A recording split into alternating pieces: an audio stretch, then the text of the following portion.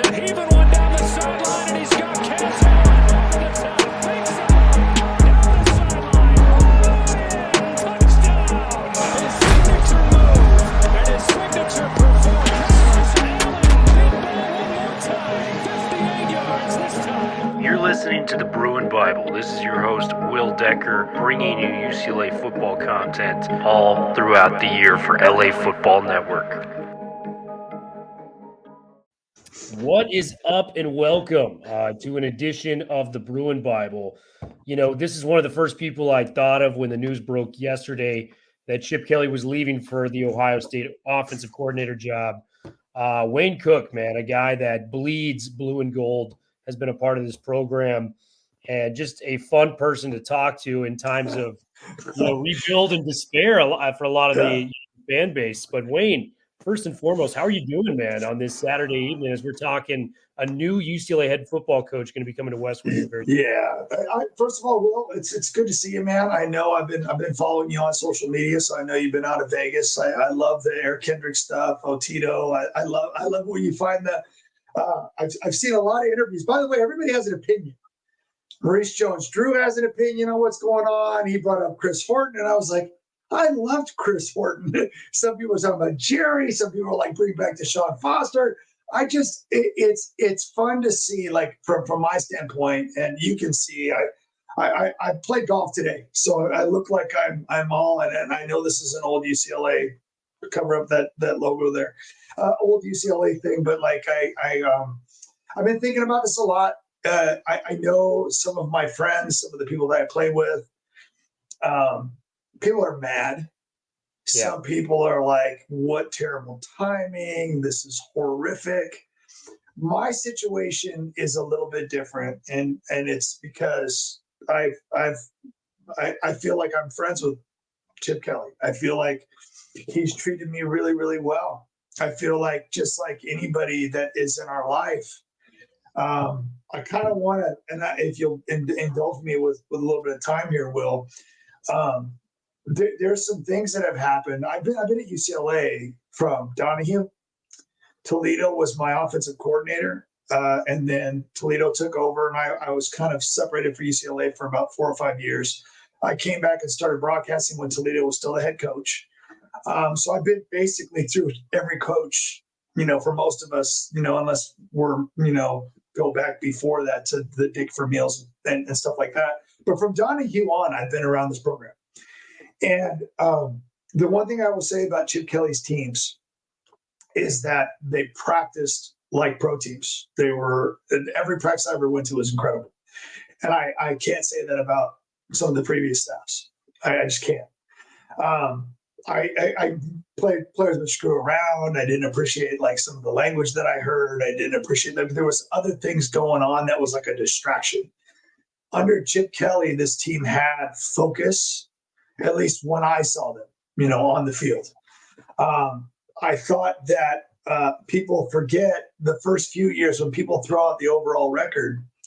I think people are kind of being a little short-sighted, or not. Like, the overall record is misleading because this team did nothing but get better. I know that this last year they went back a little bit, and I'll talk about some of the mistakes that I saw, because there were some. Like, again, you can be friends with someone and still see mistakes. I love the staff that Chip Kelly put together. You've met a lot of them, I'm sure, Will, but they're just great people. Like, I was sad as could be when Deshaun Foster left. I love Deshaun. We had so many great conversations, and to be honest with you, sometimes he told me stuff that, I couldn't always share, but good stuff. Like stuff like, that guy's really good. Like that guy should be playing more. And I'm like, oh, I agree with you on that one, Sean. So like, there's always going to be, these people like, and I only knew Dan Lynn for a year, and he's a great guy. Like, so Chip Kelly found ways to hire great people.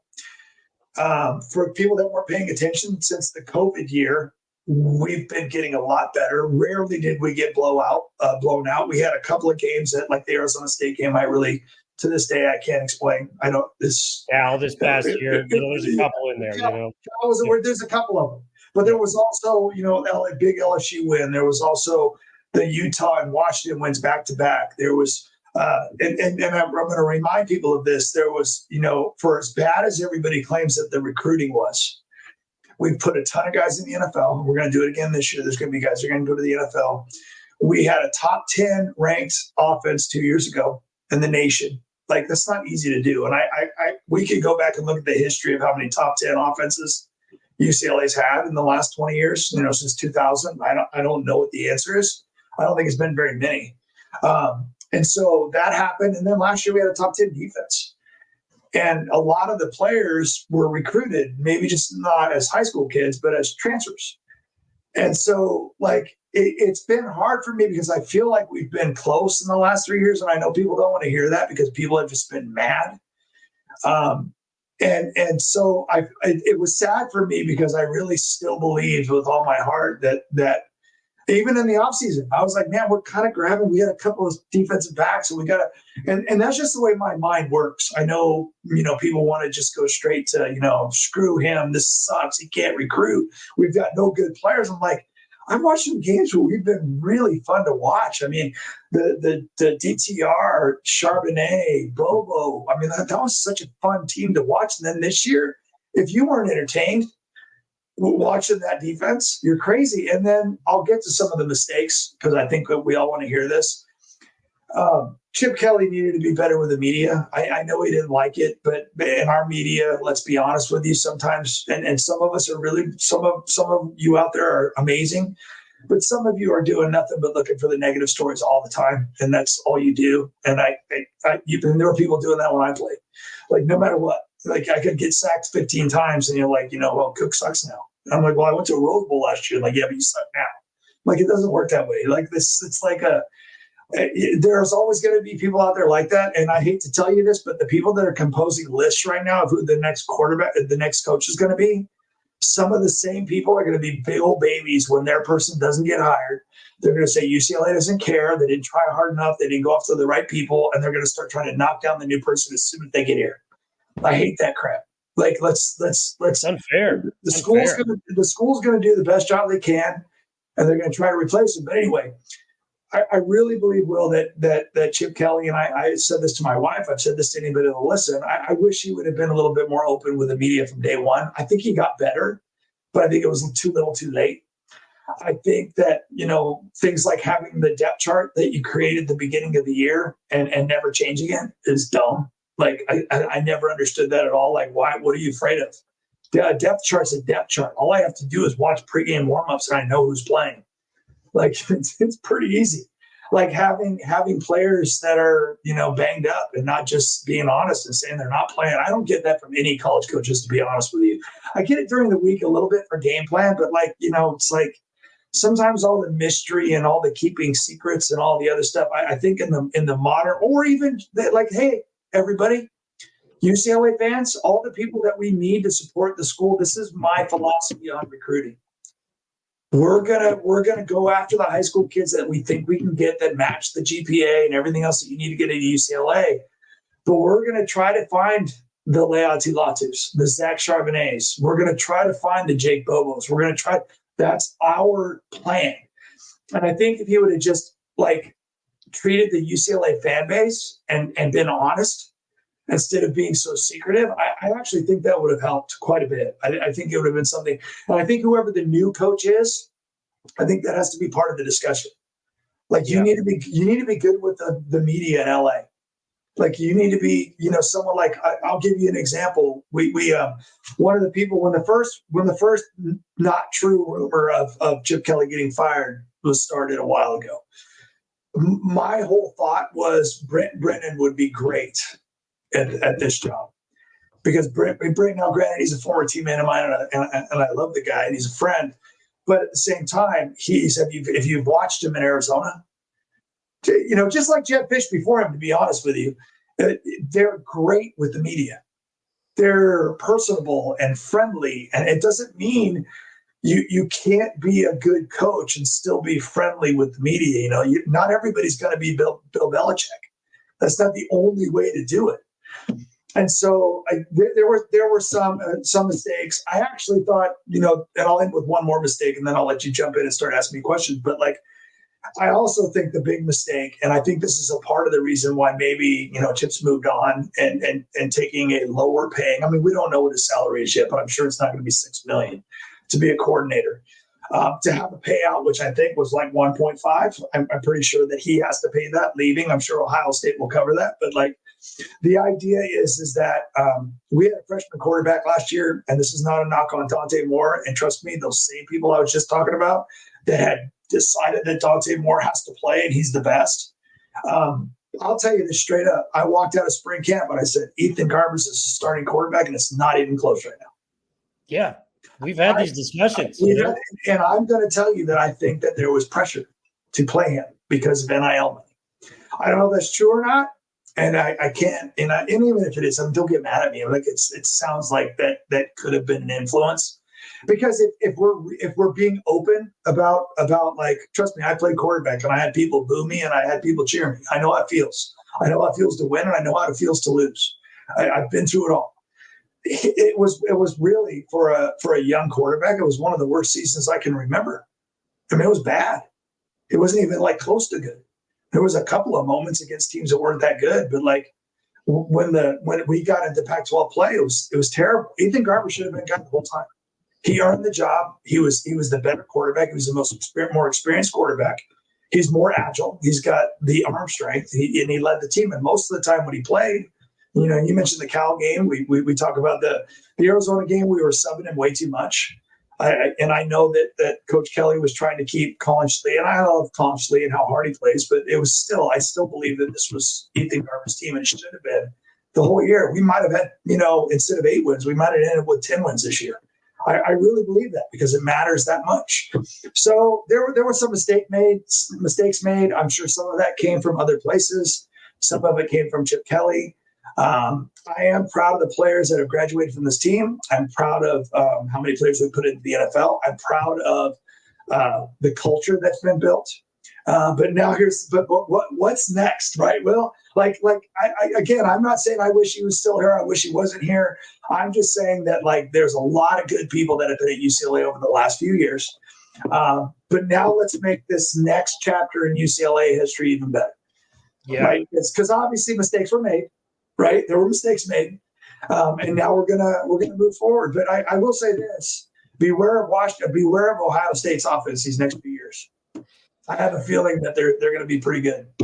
I have no doubts, with the talent, and people can question Chip Kelly in a variety of different ways. You're spot on with the relationship with the media. Spot on with the relationship with the fan base. I think that was a huge part of why so many people are so prickly towards him. Yes, I agree. Kind of bring out that warm embrace from the beginning. And when you kind of have – and Chip Kelly's just a naturally introverted guy. Well, thank you for saying that because it's really not in his personality, but this is really funny. And I know you know this too because you got to talk about this. When you talk to Chip Kelly about football, around football people, he's awesome. He loves it. He loves it. The friendliest guy in the world. He's funny.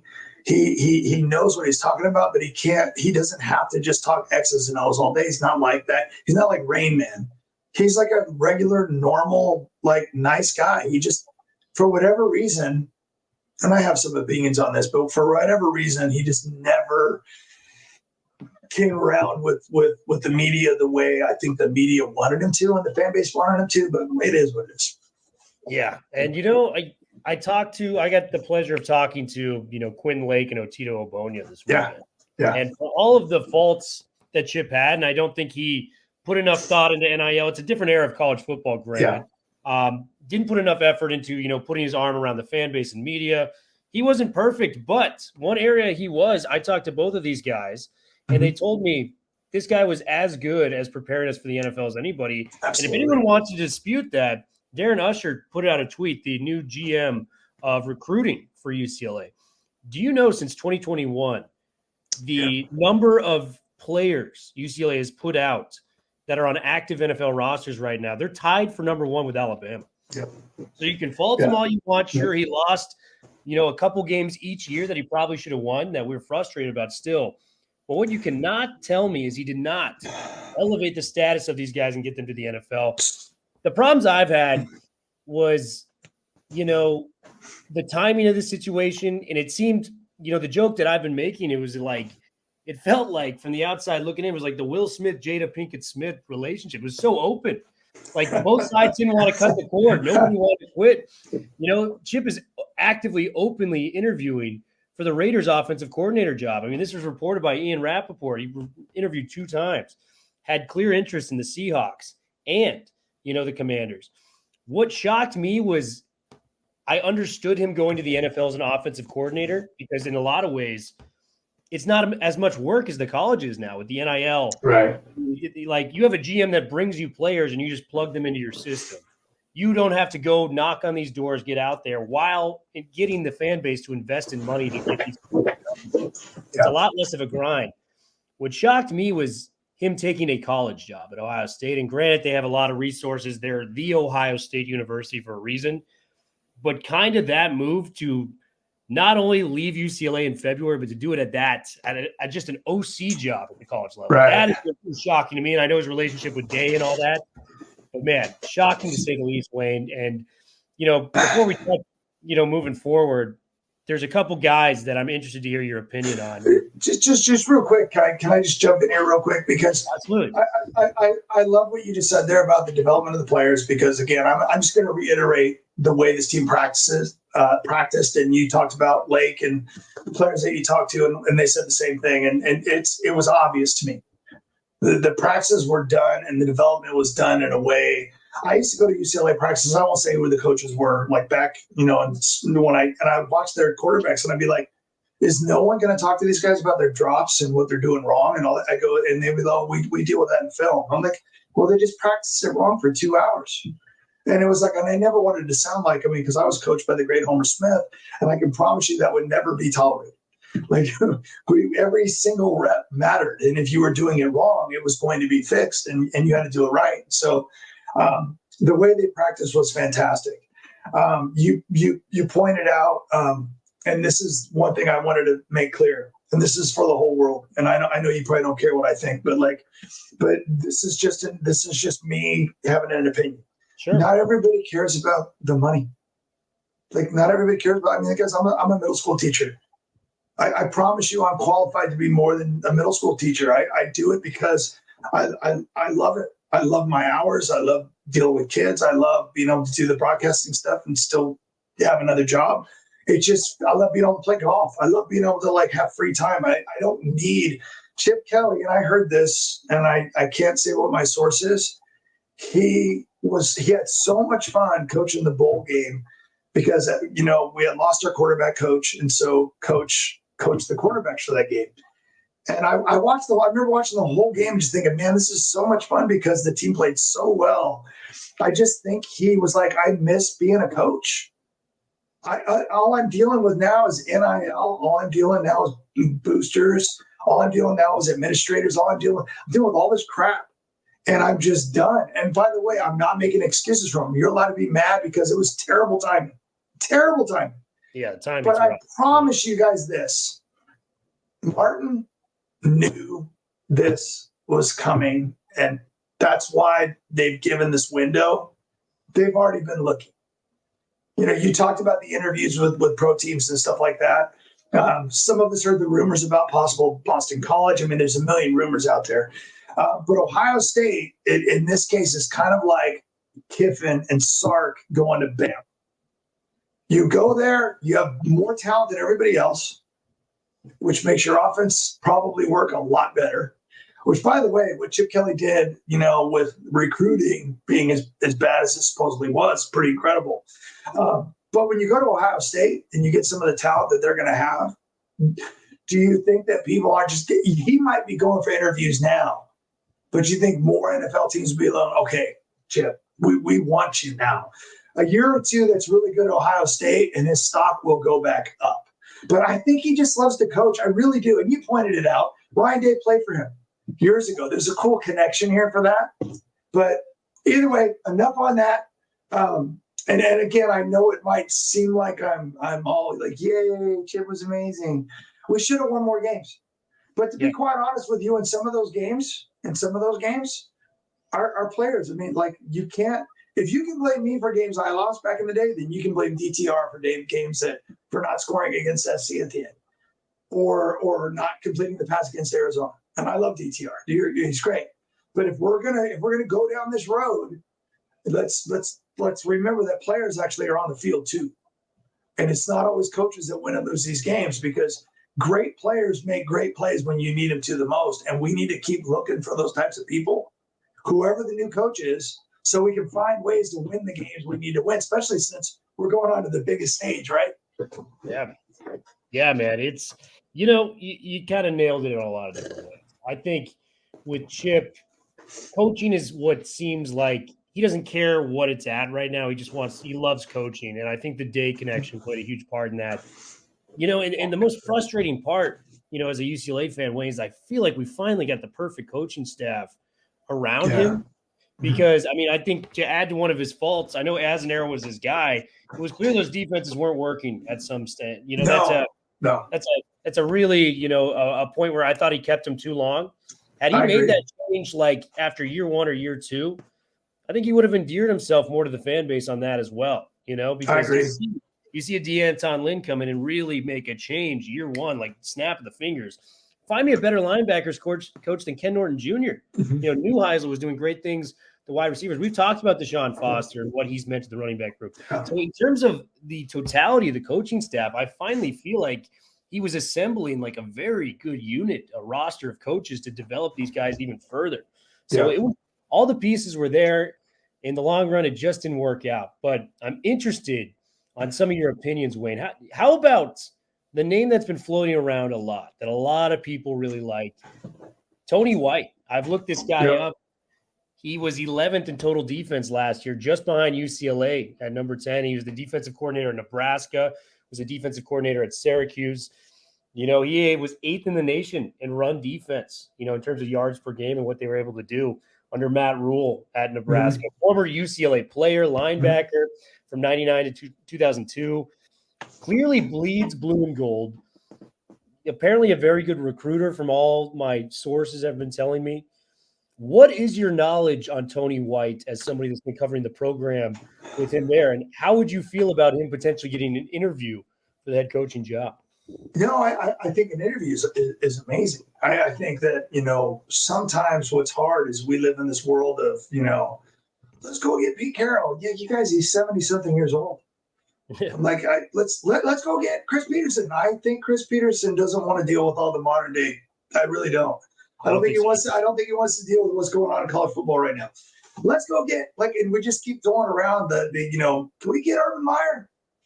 Well, he's got health issues, and it's kind of like, this is a little bit. It's just this is going to take a ton of energy and resources to do this right. So when you hear a name like Tony White, who played late 90s, right, pretty much right after me, I think, and has been a heck of a coach for a long time. Been doing on the defense end. Now, I will preface this next little part by saying the most of the, when I look back at the great Rose Bowl teams from the 80s and 90s, those were all Homer Smith offensive coordinator teams. It feels like the best UCLA teams that I can remember were always really good on offense. It doesn't mean they were really good on defense too, but they were really good on offense. But like the Cade McDowell teams. But Tony, I think he's a great candidate. I don't know him well enough personally, but he's got a great resume. I guarantee you he's hungry. He's done a great job at a place like Nebraska, which we've all watched them kind of be down for a while. And I'm sure they're going to want to keep him. So yeah, absolutely. I think Tony White should get an interview. I hope we're interviewing a lot of people. I hope there's people because this is the thing that bothers me. Going back to the people that cover UCLA, and it's not everybody, so please don't think I'm picking on everybody, but UCLA, the people, UCLA is never going to be good ever again. They can't do this. They can't do that. It's when Jedd Fisch went to Arizona, do you think people were like, Arizona's got a chance to be great again? And all of a sudden, 1 year later, they're like, oh my gosh, I can't believe we're losing Jedd Fisch. He was going to lead us to a national championship. I'm like, it happened almost overnight. And yet the negative people out there are like, it could never happen at UCLA. We've only got over 100 national championships in all our sports. We could never figure this out. Yes, we can. It just has to be the right formula. Like I talked on a show the other day where I was talking about, like, I do think the new chancellor is going to matter. I think that when you have a school that realizes that you can still be an amazing academic school and yet that sports can still be like that engine. UCLA has, I mean, shoot, Jackie Robinson played for, I mean, Kareem Abdul-Jabbar, like we're talking about, like, we've had some of the greatest athletes, and our school loves to be progressive, and like those guys, we have like the first NFL African-American player, the Jackie Robinson cross Carolina baseball. I'm like, we have that school. We've got so many stories. Let's win in football. But we're a basketball school. Like, no, we're not. We're good at both. We're good at everything. So let's figure this out. So if you think it'll never happen or it can never happen, then just go sit in your corner and be negative. I will always believe that it can happen again. I even read online the other day, I was cracking up at people, like someone was pointing out, well, even back in the day, like in 93, that's my team, they only won 8 games. Like, who cares if we only won 8 games? We beat SC's butt. We beat it, one of the best defenses in the history of the world in Desert Storm, and scored 30-something points. We beat their butt, and we won the conference. Yeah, but they only won so many games. You need to go, like, hide under a rock, because it's never going to be good enough for you. Like I get it. Like, going over 20 years without winning, was it 25 now, since 98, that we haven't won? That sucks. I agree with that. We have to win. We have to win more and fight for those championships. I agree. But to actually go back in time and retroactively act like even back then we weren't that good. We won the conference. What do you want? So I know those people are out there, and I'm not trying to get up on my soapbox and act like, but like, wouldn't we love to have those moments again? I know it's in a different conference now, but would you complain if we lost 2 games and won the Big Ten? Probably not. You'd probably be You'd probably be really, really happy. So it is what it is. I know I'm all over the place. It's been a long day for me, but like, I hope that people believe. I hope the people in the athletics department believe this, that we can hire a great coach. You just mentioned one. I know we're just getting started. We can have great assistants, because we just talked about how we have had great assistants. Our school, it has put more money into football. Like, there's opportunity. I really believe there is. It just has to be the right formula. We haven't quite found it yet, but I truly believe that we can. Yeah, I do too, Wayne. And, you know, the frustrating part on the surface for the February departure was a lot of the guys that we could have talked about. You know, your Jonathan Smiths from Oregon State or some of these other guys. Yeah. They've been long moved on, you know, which makes the timing of this difficult.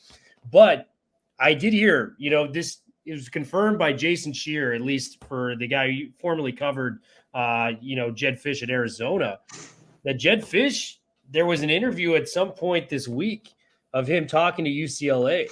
I know he just took the job at Washington. Yeah. It'd be a $10 million buyout. I don't think it's realistic. But Jed Fish was the number one guy I wanted, you know, Right. initially in the cycle. If Chip were to depart during that November kind of frenzy when everyone thought he was going to get fired, it didn't end up happening. So we kind of had to you know, brainstorm there. David Shaw's another guy that's come up a couple of times.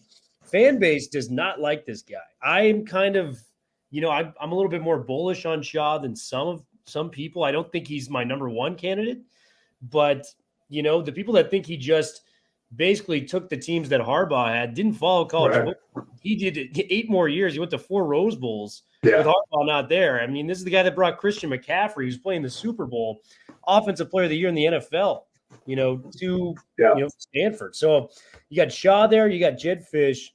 There's a couple other names out there. Fleck was in the picture for a second, left. Your buddy Brett Brennan, there was rumors circulating today that he might leave Arizona. I don't think that's likely given what I've seen since then. Talk to me about Fish and Shaw, and maybe even a guy like Deshaun Foster, who could come back in here and be the face of the program. Those are the 3 guys that I'm looking at. I know Foster's limited experience, but everyone that's played that for that guy loves him. If he's got a great staff, there's a lot of great options. So talk to me about Shaw, talk to me about Foster, and talk to me about Fish. So let's go back and have fun with the Fish, Jed Fish, and Brent Brennan, because I saw both those reports today. Yeah. And then right afterwards, I saw Brent Brennan, who's like, in Boulder for an Arizona basketball game with all his Arizona, and he was in Phoenix watching the golf tournament. He's wearing all his Arizona gear. Yeah. I just, and again, I'm gonna say this, and I think we all know, it's an election year in politics, and if you're out there listening, like, and you believe everything you see on social media, then you're part of the problem, because we're being lied to on a regular basis. Like, propaganda on steroids is what social media is now, and it's happening in sports too, obviously, just like it does in politics. They're like, I may be wrong, but there's no. Can you imagine Jetfish? He already pissed off the world in Arizona for getting them and having a team that was going to come back and most likely be the favorites in their new conference and leaving, which is just more like, it made him. He went from an aw shucks kind of, I'm a great coach and I'm a good dude, to kind of looking like a little bit of a jerk. Like, sorry guys, I mean, I know I told you, I promised you the world, but Washington's a better job, so I'll see you later. And so, could you imagine if Brent Brennan did the same thing after going to Arizona to replace it? He's like, yeah, I'm out of here. And so I'm going to go ahead and say that I don't believe that those two guys interviewed for UCLA's job. I mean, you'd have to prove that one to me, because that makes no sense, like none whatsoever. Yeah, I agree. Makes zero sense. So we'll move on to. I'll say this. I've heard Eric Bieniemy's name mentioned by a lot of people. It'd be awesome. When Eric Bieniemy was at UCLA, that was one of my favorite. That was back when Carl Durrell had Embry, and he had, I don't even know, was Dino Babers on that staff? That might have been later, but we had a great staff. But that was the staff that coached Maurice Jones-Drew and Mercedes Lewis and Drew Olson, and that was the team that won 10 games, and they were like the cardiac kids that came back every week. It was incredible. Such a fun team to cover. And then, we couldn't pay those guys enough to keep them around. But you got to think about a guy like Eric Bieniemy, who's just got to like absorb what Andy Reid has done. And there's reasons, and I know people want to come up with reasons that probably are, probably not true about why Eric Bieniemy's never become a head coach. I don't have the answer to that. I know I liked him a lot when he was here. I know he's gone on to do great things in the NFL, and people have loved playing for him. I feel the same way about Deshaun Foster. Deshaun Foster was one of the best running backs UCLA's ever had. He's a great coach. We go all the way every year.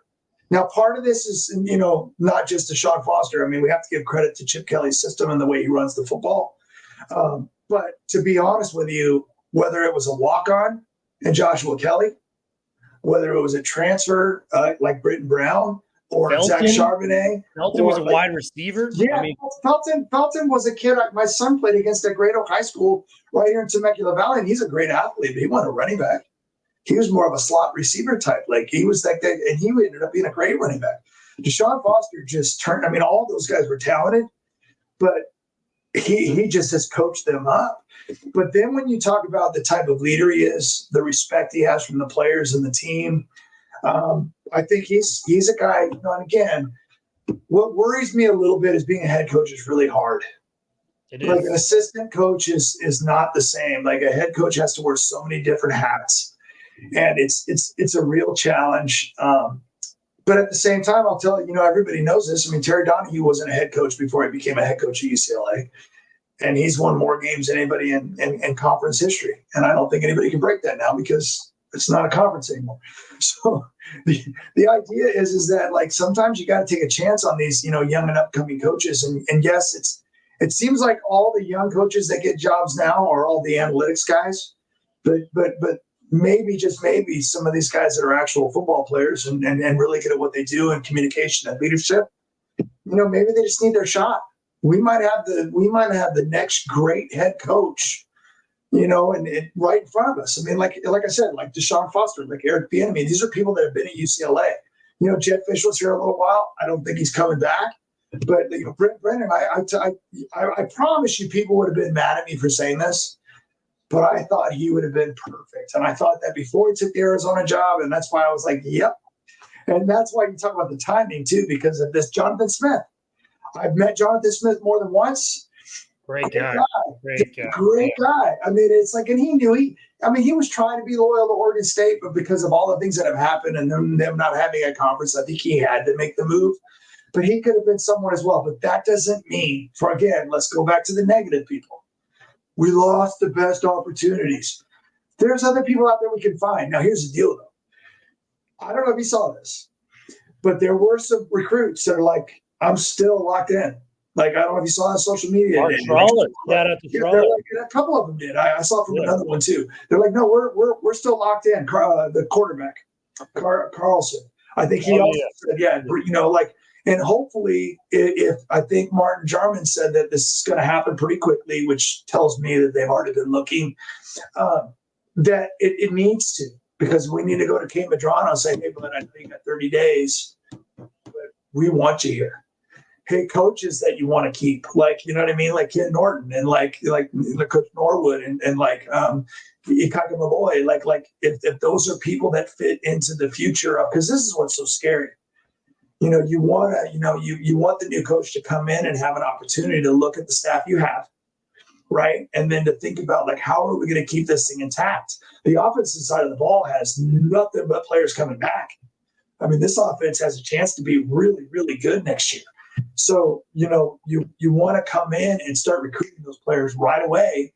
And then we still have another transfer portal window coming up to maybe fill a couple of, positions as well. So this hire has to be kind of quick, but at the same time, you want to make sure you take your time and make the right decision, because all of that's going to matter. You really want to try to keep the players that are here from wanting to transfer, because, you know, we have some really good players that other places are going to want. Yeah, Bieniemy, I mean, just from a recruiting tool standpoint, he could walk into these quarterbacks' living rooms. LA guy, too, so he was the coach from 2003 to 2005, the running backs coach. He got more resources to move to the NFL. Just to think about this as a recruiting tool. Oh, Patrick Mahomes, the face of the NFL. I was that guy's OC, for 4 years. Do you want to FaceTime him right now? Do you want to get him on the phone? He could talk to you. You know, Bieniemy, to me, if he was interested, he'd be in my final group. I think there's a lot of positives there. I think Foster, the only thing that holds me, if he was like an offensive coordinator, I'd be like right there. Right. Right. And he did get that a promotion to like associate head coach last year. So he is expanding his portfolio. And I don't think his time at UCLA is completely finished. I think there's going to be a revolving door there where he wants to come back. But, it's going to be interesting, man. David Shaw is a name out there too. I didn't talk about that, but I heard what you talked about. You and Badman, Jamal talked about him the other day, and people kind of were like, we don't want him.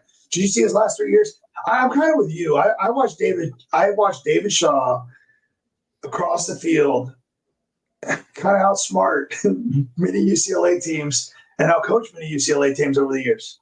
I did. I got to admit it. That I walked by him, in that weird walk back to where the locker rooms are at Stanford Stadium. And I just kind of would always look over at him and be like, and he just was like, yeah, I'm good at this. I do think the changing in college football, the constantly, having to recruit that certain athlete at Stanford is a challenge. And if you dip a little bit, when you're winning, it's easier to get the best of the really smart kids around the country. But when you're not winning, UCLA deals with this to some extent too. When you're winning, it's easier to grab those players. When you're not, it's not as easy. And when you slip a little bit, it's hard. And I don't know if in the current situation, NIL's we'll see what happens with Stanford going forward. It might be tricky for them. I'm not really sure. But I like David Shaw. I've met David Shaw I've talked to him a lot this year because he's been around the program quite a bit. We played against each other. He's my age. He was at Stanford when I was at UCLA, and I do like him. I don't know if he's the right choice or not, but I wouldn't be like, oh no, if he got hired, I'd be like, this guy's David Shaw. Stanford was a top 5 team in America for over a decade. Like one of the top teams in the country. When they had remember all the great tight ends. They had great big receivers. You mentioned McCaffrey before that. They had, and I don't know when the Jim Harbaugh transition happened, but David Shaw coached a lot of really, really, really, really good teams. He knows a lot of people, because I will say to anybody listening, I don't care who the coach is. If it was Deshaun Foster, who you hire as assistants matters. Like I just pointed it out earlier. Every single time Terry Donahue brought back Homer Smith, to coach the offense, we went to a Rose Bowl. I'm serious, every one of them. Like he was a key hire. Doesn't mean Terry Donahue wasn't a great coach, because I've always felt like great leaders surround themselves with great people. Right? You want to get people around you that are really good at what they do. So I don't care if it's Eric Bieniemy, I don't care if it's David Shaw, I don't care if you use your connections to try to bring in the best staff. Like we talked about Dan Lynn, great hire. He inherited a lot of really good players, but he was still a really good hire. Ken Norton, getting him out of the NFL was a really good hire. Like you bring in, I loved Ryan Gunderson. I thought he did a great job with DTR. I thought he was one of the most polished quarterbacks at the combine when he was there. He looked fantastic, and that's coaching. So, like, you bring in these people. Now, granted, some of those people I just mentioned have moved on, but that happens. That happens, and, that happened. That great coach that I talked about, Homer Smith, he left before my senior year after we went to a Rose Bowl and went back to Alabama because his family was there. And that sucks, but that's part of the business. Then you got to find someone else to bring in, and they brought in Bob Toledo, and Bob Toledo was a heck of an offensive mind. And he led us to 20 straight wins at one point with Cade McNown and a Rose Bowl. So you can do it, but you have to surround yourself with the right people. So that's whoever we hire, that's going to be as important as the head coach. Who can we fill the staff in with? Totally agree, Wayne. Hopefully we can retain the Ken Norton Juniors and the Jerry Neuheises of the world going forward.